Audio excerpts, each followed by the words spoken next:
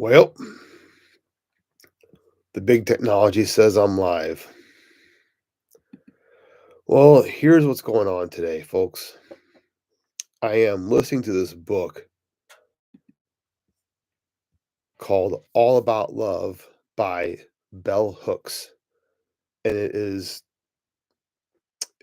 I- I'd say it's blowing my mind and opening my heart. It's a really fantastic book. And it's inspired me to share some things that, you know what it's like when you read a book or listen to something and that person helps you put words to things that have been on your mind anyway. That's exactly what's happening here, is some things that have been kinda tumbling around in my head. Actually, tumbling's a great one, like those stone tumblers that slowly take off parts of the stone and polish it. That's exactly how it's been. Like, these thoughts are getting formed and polished in my head, some over weeks, months, or even years. I'm gonna start with this fact. 1/5 of American children live in poverty. 37%, that's over 2/3. I'm sorry, over a third of the kids in St. Louis City live in poverty. 1/2 of African American children in America live in poverty. The United States is the richest nation on earth and has been since about 1960 by most measures. We are the only industrialized nation that does not have universal health care. And I am not telling you this as a political statement. In fact, I never speak about politics and rarely ever speak about my opinions of other people. I sincerely believe that we are all exactly where and when we are supposed to be.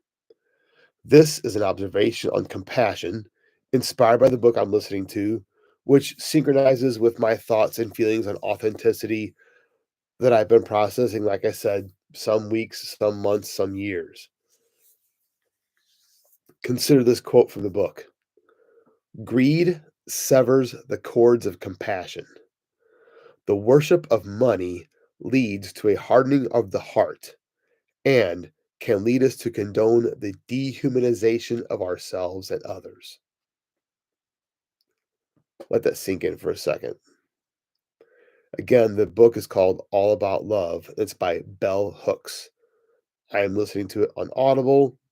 Maybe you prefer a paper copy where you can, underline and highlight and whatever. Or maybe you just like the smell of books, which I do too. Now, in this book, the author quotes Marianne Williamson. Quote, "The backlash against welfare today is not really a backlash against welfare abuse. It is a backlash against compassion in the public sphere."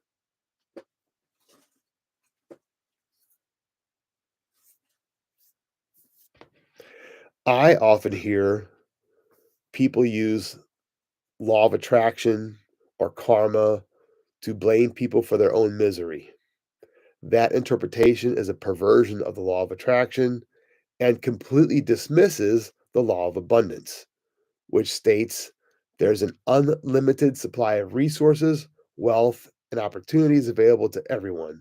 Abundance in this context relates to the state of being consciously, it relates to the state of being consciously connected to our source energy.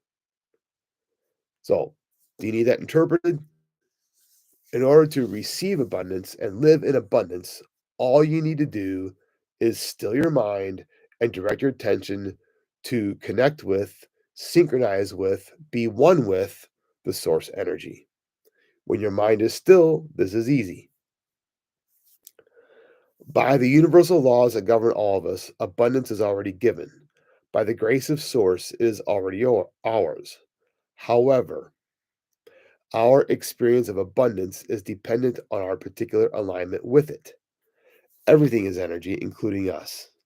We are always vibrating, you know, some frequency. It's not like you can just not be. Well, I guess no, even if you like leave your body, you're still a vibrating being of some dimension. What we focus attention on determines how we are vibrating, or one might say the frequency or quality of a vibration. By focusing attention on the heart of who we are, our whole being begins to vibrate more expansively. What is the logical conclusion to this? If you can take these things as being basically true, what's the logical conclusion? Anyone? Anyone? Love governs everything.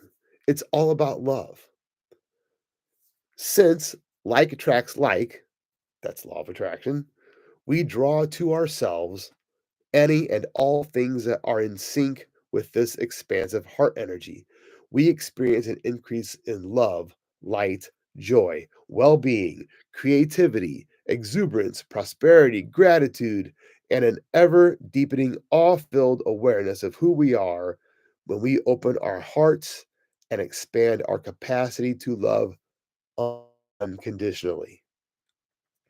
This book and other recent experiences have helped me put words to something I've been thinking and feeling, like I said, some of these things for a few years. Here it is.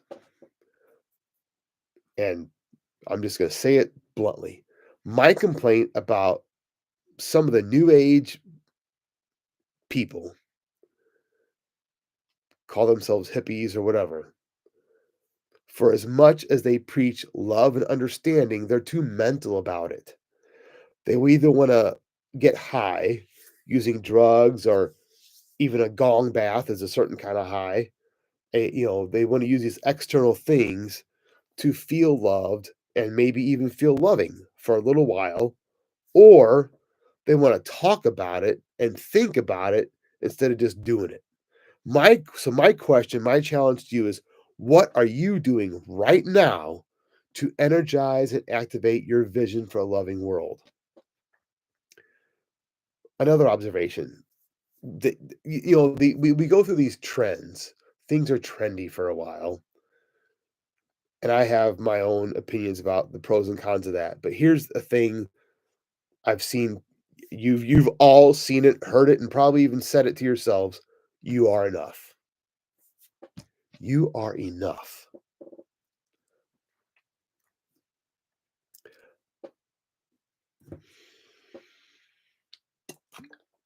You are enough.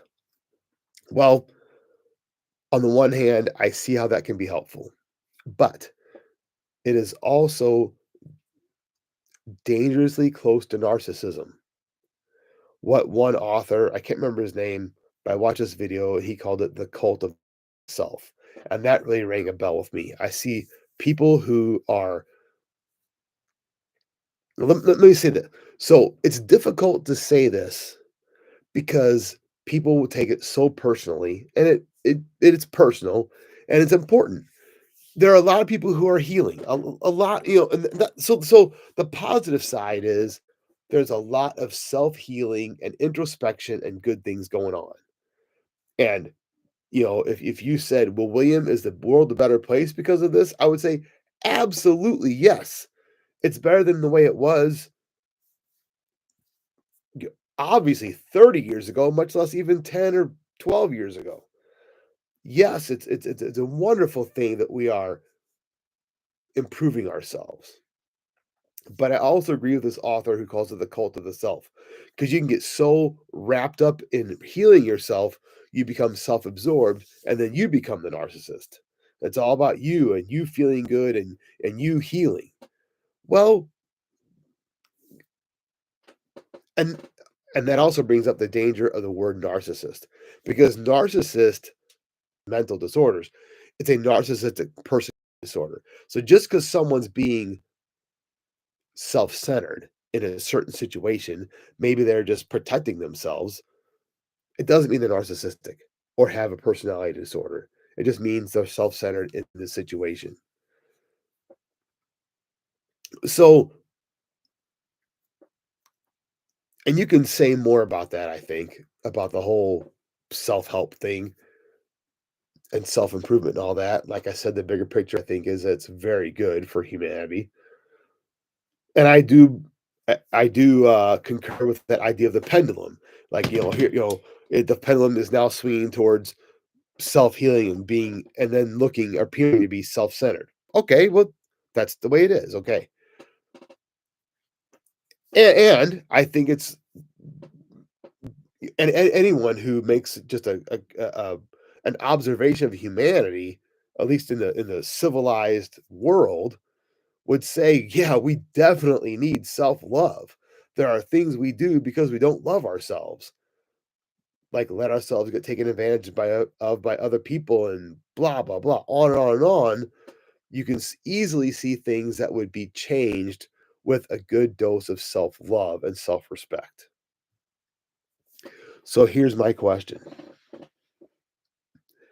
At the end of the day, after all your gong bath and your bubble bath and your microdosing and all these things that help you with this introspection and self-love and blah, blah, blah, blah, blah, blah, blah, where does that lead you? Well, I'll tell you where it leads me. What better way is there to cultivate love in the world than to just love people? Love people unconditionally. And here's the big thing for me is it seems that the I am enough people are propelled by loving conditionally. If they loved unconditionally, they wouldn't have this empty well in themselves of lack and expecting to be loved in return. So to me, the answer to everything is what Jesus and the other masters, Buddha, etc., have said for eons: just love unconditionally. Well, what if, what if, what if, what if? There is no what if. Well, what if that person hurts me? Well, what if they do? Are you going to die? Get over it. Just give love. Give it because this point I'm making brings us back to what? The law of abundance. Love is infinite. You do not, this thing with like, well, they drain my battery. Well, if people are draining your battery, you're tapped into the wrong energy source. If you're tapped into the ultimate energy source, you will never be drained. So, my challenge to you is what are you doing today to receive the infinite love of the universe? Now, don't think I've ever done this on YouTube before. Are there any comments? It looks like there are no comments. So I'll see what comes up here on YouTube and on Facebook. Tell me your thoughts and feelings. And do I look a little under the weather? Yes, I am. But you know what? So what? I'll be fine. So thanks a bunch for listening and watching, and I'll talk to you soon. Peace to you always.